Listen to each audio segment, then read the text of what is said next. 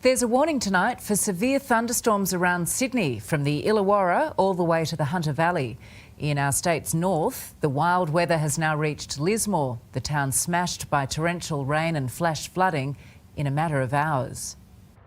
Northern New South Wales is soaked to the bone. Today, it was Lismore's turn to be pelted. 172 mils since 9 a.m, more than half of that fell in 2 hours this afternoon. And the town was caught out. Flash flooding on the main street saw drivers swamped, forced to wade, tow or push their way out of trouble. The SES making 9 flood rescues. Back up, go around another way. There will be another way around. Nothing is worth the risk to drive through. A trap it seems anyone can fall into. North of Glenray, it was the rescuers who needed rescuing. A Swiftwater strike team of fireys got in too deep in an emergency dash to get Gary's daughter to hospital. It hasn't gone well. I feel for the boys. They're doing a good job, but yeah, it hasn't started well. Luckily, they came well equipped to save themselves, but their vehicle would have to wait. On the banks of the Nambucca, they watched the river rise, swallowing low-lying Maxville streets and creeping into front yards. And with a second high tide looming, it was a nervous morning. Not much you can do about it.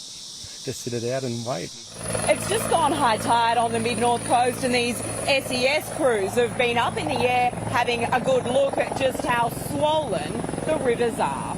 Teaming up with the RFS, they can see the Bellinger River is uncontained, but it's mostly smothered local roads and left paddocks sodden. At Coffs Harbour, it was all too much for the waterlogged earth, a sinkhole opening up. While Lismore's Wilson's River is still causing concern, flooding in many catchments is abating. You can't have everything though. Strong winds are now battering the coast. Tonight at least, the hope weary volunteers can sleep a little easier up here. Liz Daniels, 9 News. Amber joins me now in the studio. What are we expecting in Sydney?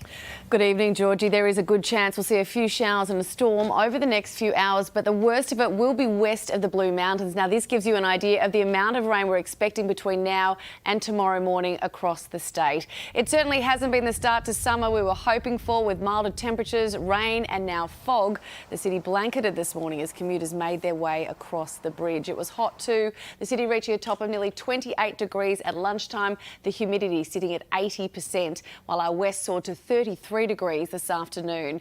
There is no let up in the wet weather. In fact, there's the chance of rain every single day until the new year. I'll be back with a full forecast a little later, Georgie. See you then. Thanks, Amber.